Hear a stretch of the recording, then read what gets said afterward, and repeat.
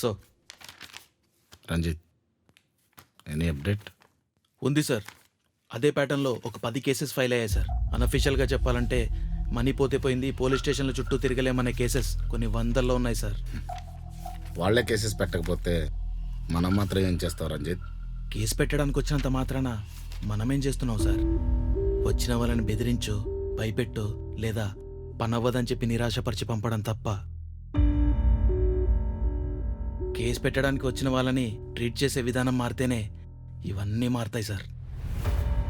Sorry to say this sir, సగానికి పైగా cases నమోదు కాకపోవడానికి కారణం ఇదే సార్. నువ్వు చెప్పింది కరెక్టే రంజిత్, కానీ 100కి 1000కి ఇలా కేసులు రిజిస్టర్ చేసుకుంటూ పోతే వాటిని ఇన్వెస్టిగేషన్ చేయడానికి ఎంత ఖర్చు అవుతుందో నీకు తెలిసిందే కదా. తెలుసు సార్, కానీ మనం ఒక్క కేసు మీద ఫోకస్ చేసి మనం ఒక్కడిని పట్టుకోగలిగిన కొన్ని వందల మందిని స్కామ్కి గురి కాకుండా ఆపొచ్చు సార్. చిన్నవని వదిలేస్తుంటేనే నా కొడుకులు ఇంకా ఇంకా తయారవుతున్నారు సార్. అంటే మనం నిర్లక్ష్యం చేయడం వల్లే వాళ్ళు ఇలా తయారవుతున్నారంటావా? అవును సార్. అంతెందుకు సార్, ఎందుకు సార్ ఈ పోలీస్ జాబ్? ఇలాగే స్కామ్స్ చేస్తే పెచ్చగా డబ్బు సంపాదించచ్చు కదా సార్. ఎలాగో మనకు తెలిసిందే, కేసు ఉండదు, బొక్క ఉండదు. చేస్తే ఏం పోయింది సార్ అని నాకే అనిపించింది సార్. Ranjith, sorry sir,